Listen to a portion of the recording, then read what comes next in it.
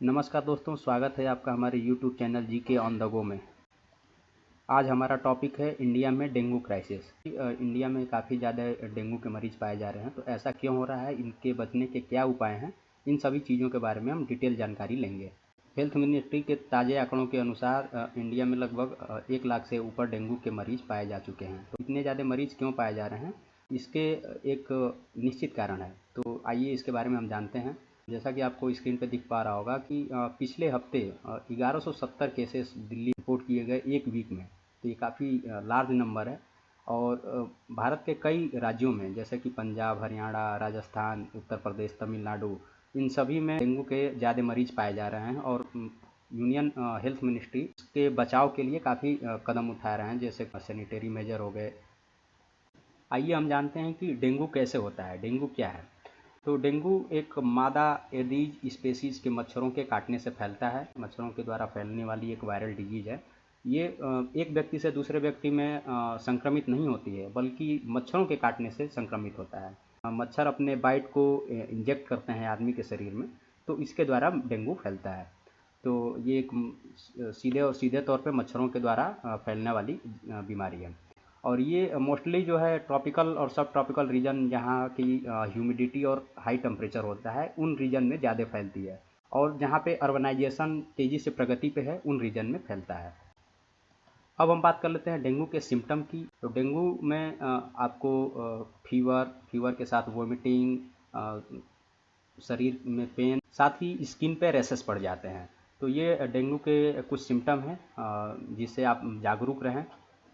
Dengue होने पे platelet count जो है तेज़ी से नीचे गिरने लगती है, और वो लगभग कभी कभी 50,000 से नीचे आने लगती है, और 25,000 से ज़्यादा नीचे आने पे वो एक सीवियर कंडीशन धारण कर लेती है। और इस कंडीशन में कभी कभी इंटरनल ब्लीडिंग और काफ़ी ज़्यादा थकान, ये सब चीज़ें पाई जाती हैं। अक्टूबर तक रहा है, यानी अक्टूबर के लास्ट वीक तक जो है मानसून इस बार पूरे भारत में जो है फैला रहा है। तो इससे क्या है कि काफ़ी लेट तक बारिश हुई है, और बारिश के साथ साथ अक्टूबर एक ऐसा मंथ है जिसमें तो ज़्यादा गर्मी होती है, ना तो ज़्यादा ठंडी होती है। तो इस कंडीशन में ये मच्छरों के ब्रीडिंग का फेवरेबल कंडीशन होता है। तो इस वजह से जो है काफ़ी लेट तक मानसून रहने की वजह से इस बार मच्छर की पैदावार काफ़ी ज़्यादा हो गई है। कई विशेषज्ञों का मानना है कि आने वाले 1-2 वीक में जैसे जैसे सर्दी ऋतु बढ़ जाएगी, वैसे वैसे डेंगू के मच्छरों की ब्रीडिंग कम हो जाएगी और केसेस भी घटने लगेंगे, जो कि एक काफ़ी पॉजिटिव न्यूज़ है। स्क्रीन पर आप एक ग्राफ देख पा रहे होंगे, जो कि 2020 से 2021 की तुलना में आप देखिए कि लगभग दोगुने से ज़्यादा मरीज डेंगू के पाए गए हैं इस वर्ष।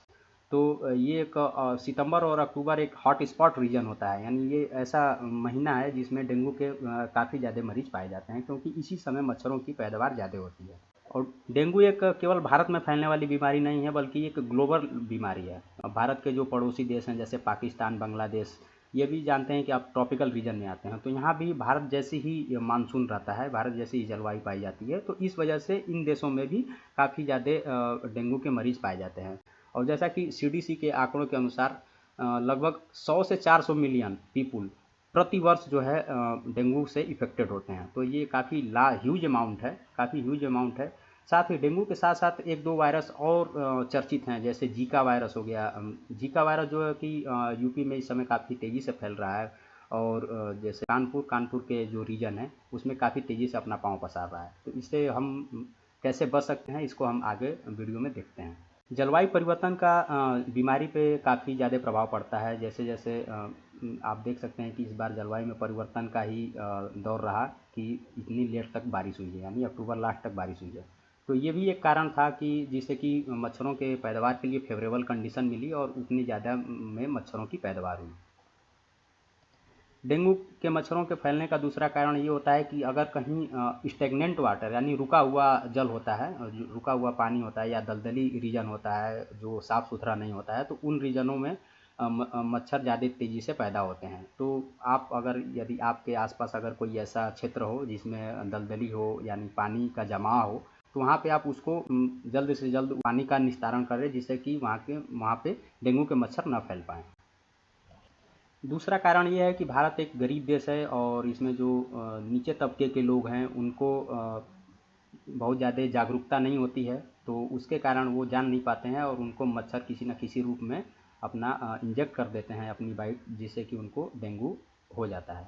तो ये कुछ कॉमन कारण है जिसके वजह से तेज़ी से डेंगू फैल रहा है। तो इससे बचा जा सकता है। तो आगे हम बात करते हैं इससे बचने के क्या क्या उपाय हो सकते हैं। इसके प्रिवेंशन में आप पूरे कपड़े से अपने शरीर को ढके रहें। दूसरा, मच्छरदानी का प्रयोग कर सकते हैं या मच्छरों को मारने वाली तमाम युक्तियाँ मार्केट में पाई जाती हैं, उसका प्रयोग करके मच्छरों को अपने से दूर रखें।